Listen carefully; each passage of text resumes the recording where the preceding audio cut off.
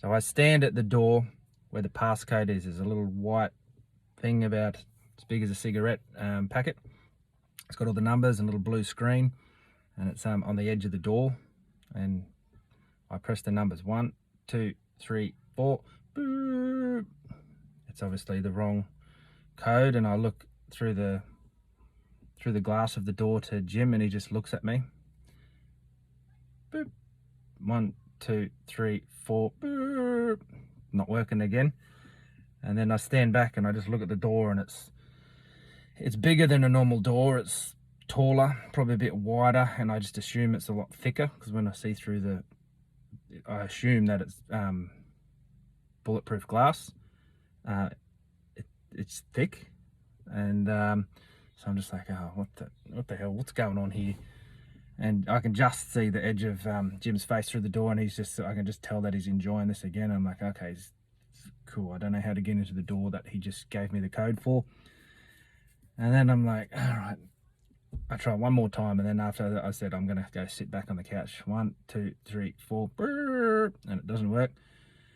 And then I stand back pretty annoyed, and Jim opens the door. You don't have to do the code from the inside. He opens the door, comes out, and he's like, and by this time I'm sort of back over near the couch. I'm like a bit annoyed, basically. And then Jim says, come over here, I'll show you the code again. And he starts with 0, and he goes 0, 1, 2, 3, ding, and the door opens. And I'm like, well, that's not 1, 2, 3, 4.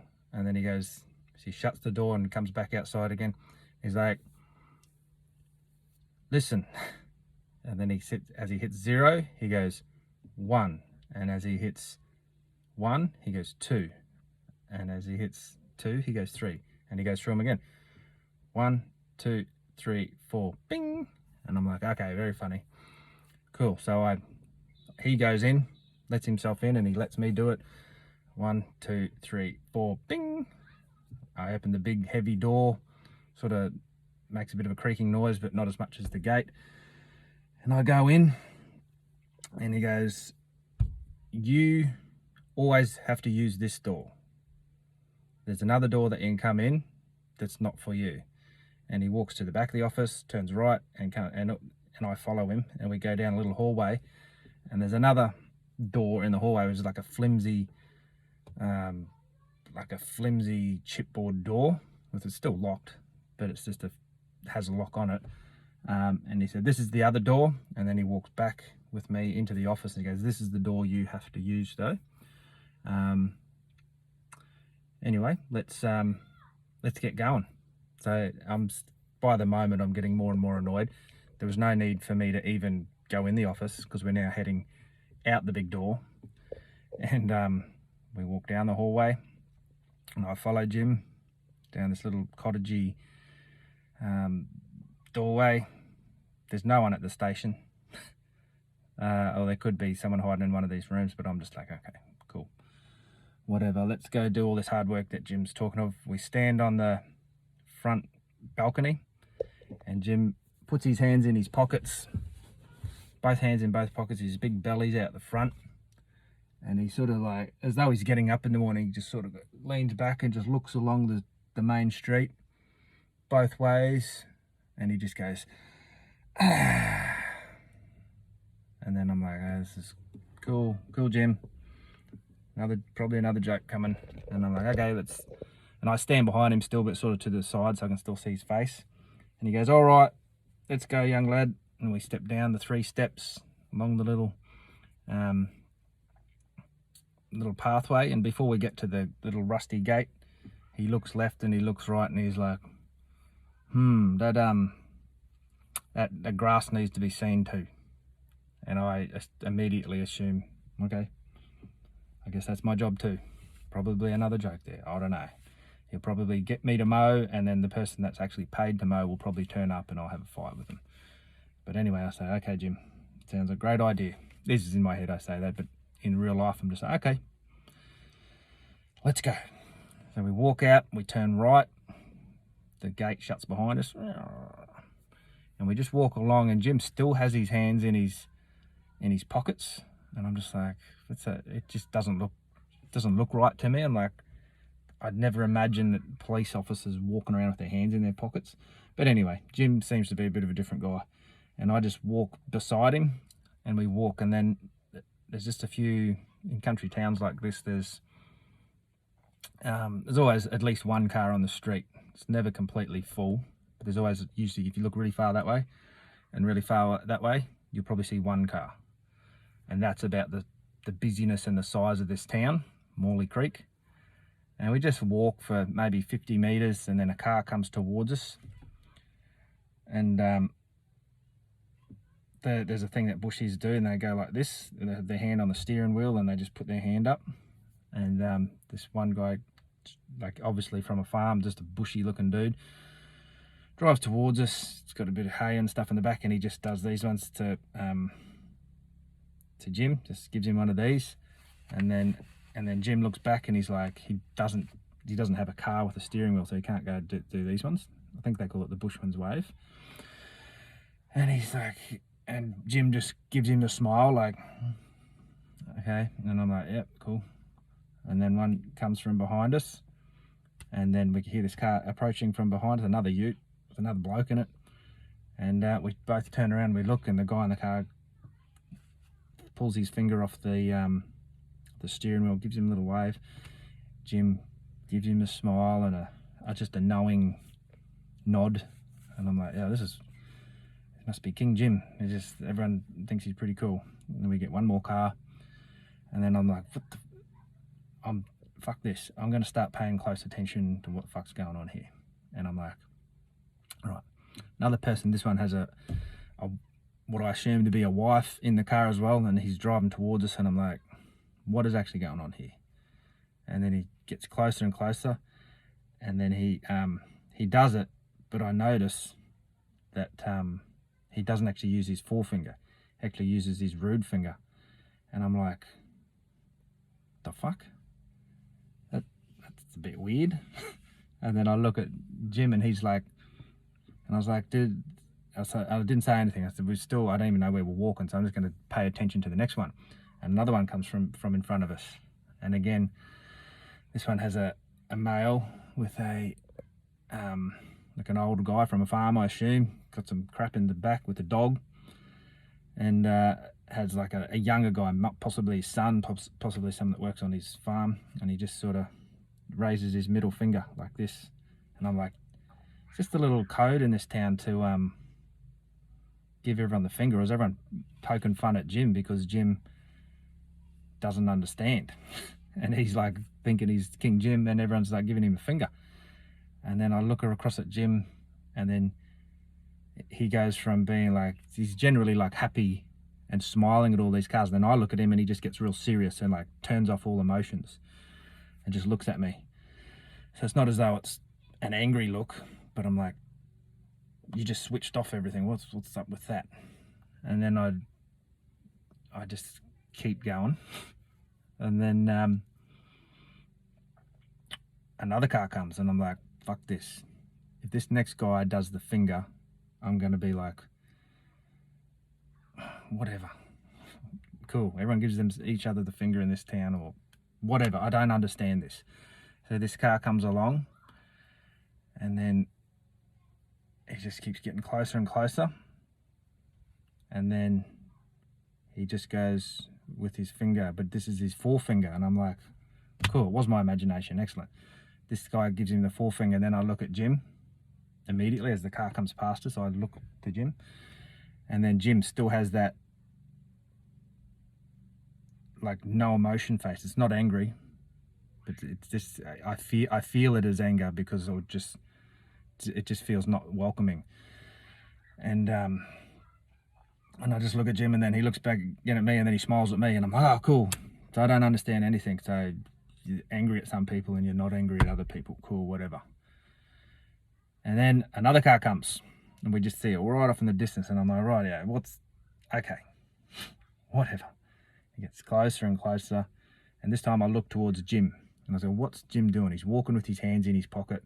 And then I look down at his feet, and he's got like government issue shoes, just clunking down there's nothing special. There's just a fat man walking down the street. And then I look closer, and then I notice that where he has his pocket, his rude finger is outside his pocket. And then I'm like, oh, so maybe what's happening here is he's giving people the finger and they're giving him the finger back. And then they're understanding each other. And I'm like, maybe that's what it is. And a guy comes from behind us, and strangely enough, I can't understand anything in this town. Jim never looks around to see the car behind him. I don't know whether he's going to give the person the finger with his pocket, whether they're going to give him the finger back or whatever, or whether he can hear what car it is and he knows every single car in the town. I just don't know. And I'm like, oh, whatever, okay. And he leaves his fingers out, so he's doing the finger, 2 fingers outside of both his pockets. And just at the last second, Jim looks around and the guy does this one, gives him the middle finger, gives him the bird, and then they both smile at each other and they're like, cool, and everything's back to normal. Jim's just giving people the finger, they're giving him the finger. And I'm just like, okay, cool. Awesome, maybe I should just give people the finger, see how I go in this town. But I just accept it as that it's something. I know it's something, and I look at Jim's face and he's like, yeah, it is something. Good work for observing. But he's like, he gives me this look that I'm not going to tell you exactly what's happening, but basically I'm probably just giving people the finger, they're giving me the finger. There was one guy that we didn't give the finger to each other, and we don't, there you go. So we walk past the butcher, and another friendly nod. There's no middle finger nod, but it's just a nice nod and a wave. Then we get to the bakery, and I'm like, oh, cool, big crime at the bakery, let's go to the bakery. We open the door to the bakery, the glass door, ting, ting, like a bell noise. And then immediately, it's quite a busy bakery, and there's 3 younger girls working on the front counter. And then it's like immediately, like Jim's presence stops them, changes how they're working. So like I noticed that one of the girls turns off she was putting something in the microwave. She turns off the microwave halfway through and just looks at Jim. She's like, hey Jim, how you going? Hey, how you going? Yep. And he's just like, oh, like looking at the girls, looking at the menu, and he's like, oh, just in his big fat belly, and he's just like, just really happy to be in the bakery and happy that everyone's noticed that he's come in. And I'm like, oh cool, yeah, I'm here too, yeah, I'm just following Jim around today, just checking if there's any crime in the bakery, you got any donuts? And then the youngest, shortest girl, she's about 16, blonde hair, black roots, and I'm like, my cop instincts, which I've had for all of about fucking 20 minutes now, well, I got a few of them when I did my training, but I'm just like, okay, she looks like she's in a crime. She's got mascara, white girl, black roots, blonde hair, and I'm like, she's done something wrong in the last week. I fucking know it. I fucking know it. And then Jim walks up to her and he goes, how you going, love? She goes, oh, I'm going. She's like, out of the other 2, she's pretty nervous. And he's like, he notices that she's nervous. He's like, new job, hey? You look like you're really settling in here. And her name's Carissa. And he uses her name, which puts her at ease. And he just starts talking about the shop. And she's like, yeah. And she just doesn't know what to say. And he's like, without saying it, he's like, that's all right, I don't care if you know what to say, I've got heaps of things to say. So then he goes, how's your sister going? And she's, oh yeah, she's pretty good, yeah. And then Jim says, oh, she's still living out at Carson's? And she's, yeah. And how's your mum? Is she in town? And she's like, oh yeah, mum's in town. She's still she's in and out, but she's going uptown and she's coming back. But and Jim just keeps asking questions, and then he's like, And how about that man of yours? How is he in town at the moment? And I'm like, oh, Jim's investigating here. And then immediately Carissa goes, oh, he's in town today. He's been here for 3 days. He's going to be here for another 3 days. He's not staying where we'd normally stay. We're staying at my friend's place. And then Jim stands back, oh yeah, which friend's that? And I'm like, oh, gee, Jim is smooth. He's doing all this investigating. And then I notice he just sticks his big gut out, and then it's like the whole cafe, the whole bakery stops.